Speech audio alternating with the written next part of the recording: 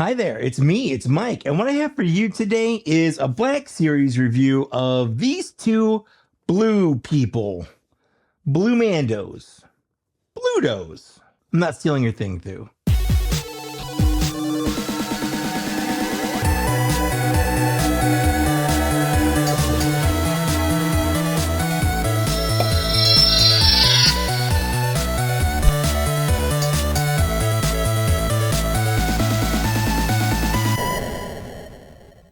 I pretty much feel like I'm drowning in Black Series right now. Between the 4-pack and these two, and just a bunch of other stuff that has either shipped or is coming out, I figured I'd knock two out of the way today, and that is by reviewing these two blue Mandos that we got based on Season 3 of The Mandalorian. Some people's least favorite, but I don't think anyone's favorite. I didn't hate it. It's fine.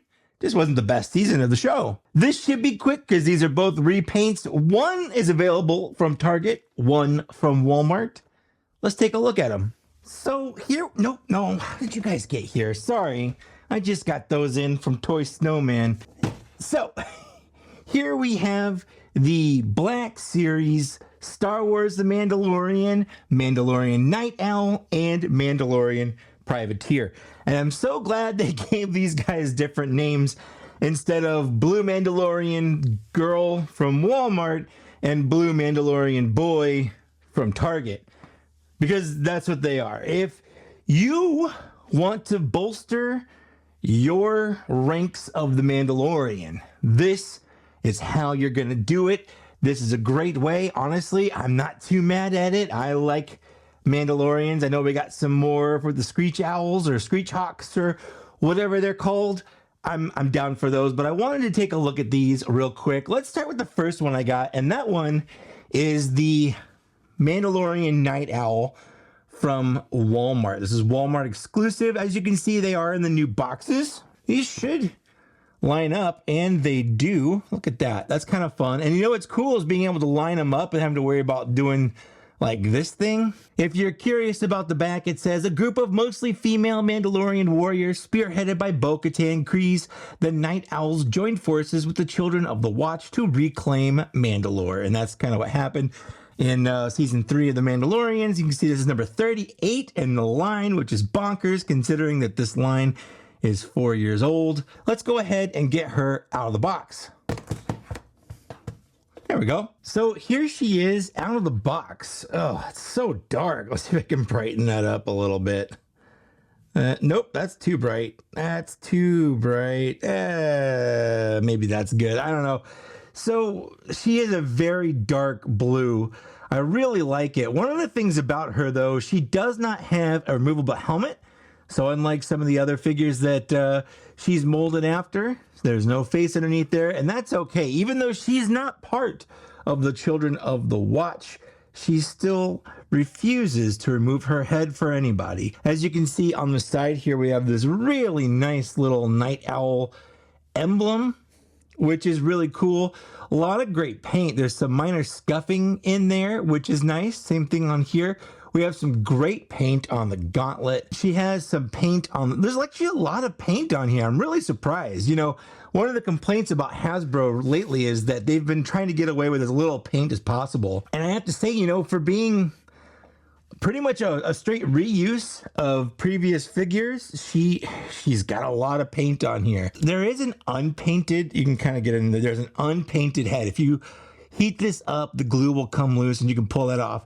It's just Bo-Katan's head under there if you're curious. I haven't done it myself. I refuse to do it, but there are people out there who have, and you can go on like Facebook or Instagram and see it. Also, I feel like the helmet on mine is a little warped, but whatever, it's fine. The little rangefinder does go up and down, which is cool. We have arms that go out to the side like so. We do have butterfly joints. We've got a pretty deep bend, not hugely deep, but deep enough for what you want to do here.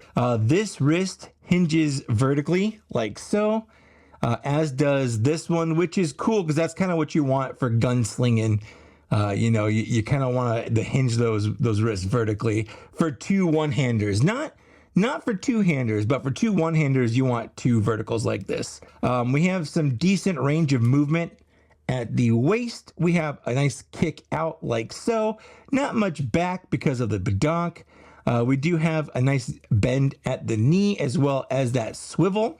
The knee pad is glued up to the top of the knee, but on this, I feel like it's in a position to where that's fine. That's fine. Doesn't get in the way here. And of course, we have an ankle pivot and a rocker. With this being the Nite Owl's widest stance with both her feet flat on the ground. So we've got, kind of the looks covered and the articulation covered. Let's talk about our accessories. First, we have this nice little backpack. I don't know why female Mandalorians get such tiny little backpacks or jetpacks, but they do.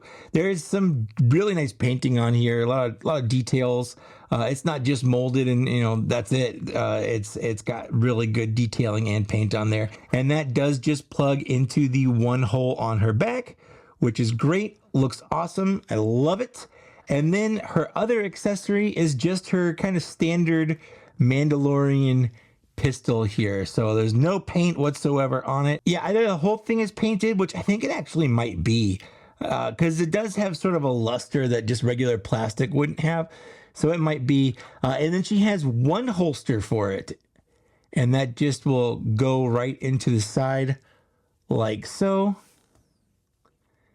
Ta-da. And there's the Nite Owl. She looks great. The blaster can go in her hand if you want it to. She could be a lefty or a righty, but I do feel like since the holster is on her right side, she should be a righty. That's it. That's all there is to her. There's not a lot going on there. She is a mold that we have seen before. Here is Bo-Katan. And then, of course, here is Casca Reeves. So these are largely the exact same molds. There isn't really any big differences in them at all. Just different shade of blue. Different shade of blue. And then, of course, we do have, removable helmets on both Casca and Bo. I love it. It looks great. It's weird. She came with two blasters. But only Bo has holsters for two, so it's kind of weird. I don't know what's screen accurate or not. I mean, at least she only came with one and one holster. Like, there's that. But it always kind of weirded me out that Casca Reeves came with two blasters but only one holster. Like, she's just gonna be carrying a blaster around her whole life without tucking it away somewhere. I don't know. But yeah, that's it. They look great together. Let's move on to the next one. So next we have the Mandalorian Privateer, again from season 3 of The Mandalorian. The back here says, to take back Mandalore, Bo-Katan Kryze and Axe Woves led a combined force of Mandalorian warriors that included privateers, Nite Owls, and Children of the Watch. That's all there is to it. Let's go ahead and get them open. There we go. So here we have the Mandalorian Privateer out of the box. Same as the Nite Owl in all instances, except for it's a dude. But we have a very, to my eyes anyway, a very similar shade of blue, maybe a little bit lighter, not as dark as the Nite Owl. I also really like this white stripe across his helmet. It kind of looks like he's got like a karate bandana, like the Karate Kid, or like Ryu or something, where he's about to go a little crazy. Again, this is not the first time we've seen this mold, and I'll compare it to some of the other molds in a bit. We also do not have a removable helmet. I believe there's, if I had to guess, I haven't seen anyone take the head off of this, but if I had to guess, he would have an unpainted Axe Woves head underneath there. That's just my guess. That or just like a nondescript face, but I'm gonna guess Axe Woves. The head has a really great movement to it. It's got the arms out here. The shoulder pads are on a different kind of ring inside, so it kind of goes with the arm, but it's also independent. It does have a nice butterfly joint. Of course, he does have a bend at the elbow. Not quite as good, in my opinion, as Bo-Katan's or the Nite Owl's, but still decent. He has a horizontal hinge because the original mold of this came with a weapon where that would benefit better having that. It was a two-handed blaster. This one, though, does have the vertical hinge, which is nice. He's got a decent torso bend, We have a decent kick out like so. We have a not as good knee bend, and then of course a swivel, and then of course the hinge and rocker, with that being about his widest stance with both his feet still flat on the ground. I didn't really go over all the paint and stuff on here, but I would say just like the Nite Owl, the majority of this is painted. The blues are painted. There's a lot of weathering and scuffing painted on it. There's a lot of molding. Everything looks pretty good. I honestly don't think there's much that isn't painted that should be painted. Like even down here on these boots, they've got some silver on there. It really does. It looks good. Again, if you're looking for some Mandos for your shelf, you really can't go wrong with these. But let's talk about his accessories. Just like the Nite Owl, he comes with two. We have the same accessories. We have this jetpack. Now, this is the same jetpack that has come with, I think originally the new Boba Fett, because it has the removable little rocket thing up here. I think it's, I mean, yeah, I'm pretty sure the new Boba Fett came out first.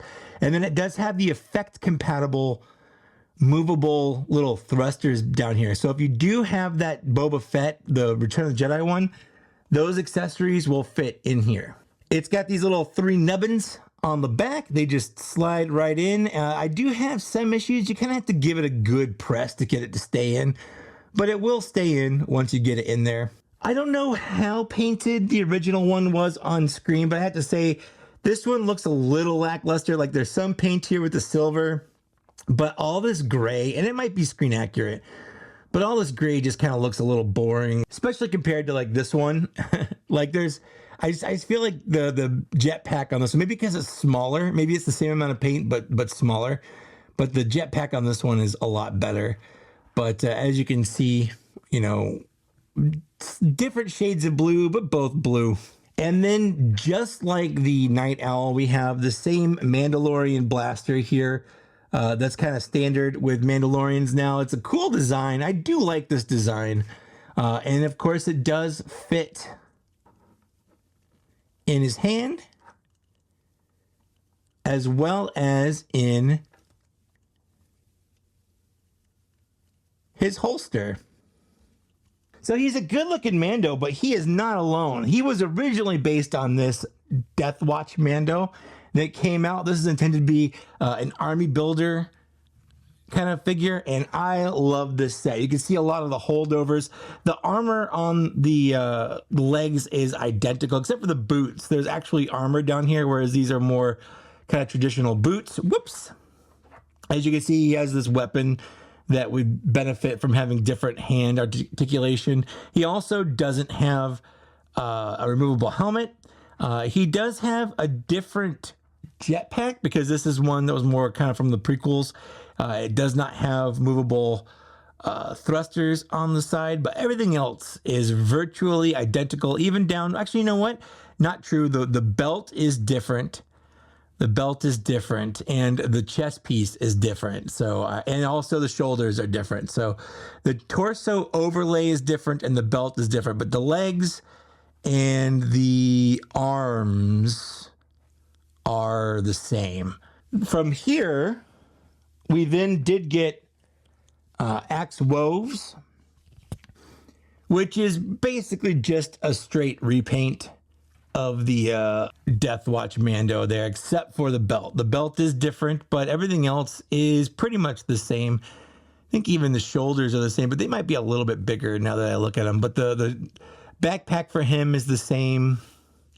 And since the belt, he does have this kind of, he has the same kind of torso covering that Din Djarin has, where it has this like separate piece. But he does have his holster as well. It's very similar to the one on the Death Watch, not as close to the one from the Privateer here. But then we also did get the Fleet Commander. So we have one more dude than girls here using kind of reused molds. And you know what? This one, aside from the super loose head, he does have a removable helmet, as does, of course, Axe Woes, and both of their helmets are just so loose. So it's kind of maybe a blessing in disguise that they don't have removable helmets on the Death Watch, and then, of course, on the Privateer. because it does it gives them sort of a bobbleheady look where their helmets constantly wobble back and forth, which is kind of annoying. But this one is more in line with this one in terms of kind of what it looks like. I think it's actually pretty much a straight repaint with the exception of the belt. That it is a new belt because this one doesn't even have a holster to come with the one blaster that he comes with. So there's that. But everything else is pretty much just the same. So here we have the company of blue Mandos that you can currently get in the Black Series. Pick and choose as you will. Some of them have names, some of them don't, but on some level, I do like all of them. I don't think that there is a bad one. There are some I wish their helmets fit a little bit better. I'm looking at you, Mandalorian Fleet Commander and Axe Woes, but they all look great on a shelf. They are maskless, faceless enforcers. They evoke the feelings that I had seeing Boba Fett on screen back in the 80s and 90s when we didn't know anything about Boba Fett or Mandalorians in general. That was a thing back in the day. Once upon a time, no one knew anything about Mandalorians, really. So now you can know all about them. It's definitely there's no issues finding out about those now. There's Wikipedia, anything you want to read, books, comics, Rebels, Ahsoka, the show, The Mandalorian.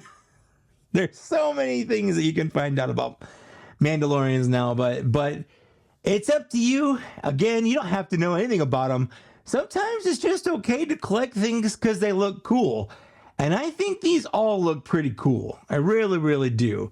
Would I recommend them? I mean, yeah, if you don't mind having a good, decent sized shelf display of a bunch of characters that kind of look the same but are differentiated by minor deco color options and nicks in their armor and stuff, then absolutely. This is a no-brainer. They're great figures, and I know that because we've had them before. We've experienced these. These aren't new. So it really, unless you're just kind of new to collecting, it really shouldn't, like, you should already know the answer on whether or not you're buying them or not. Or maybe you want to buy them, but you're just waiting for like a sale or something. And who knows? I haven't had any trouble finding them. I haven't seen the Nite Owl in any Walmarts yet, but I've only looked once or twice. I did see the Privateer in store a couple times now at Targets. So he might be the easier of the two just because Walmart kind of sucks.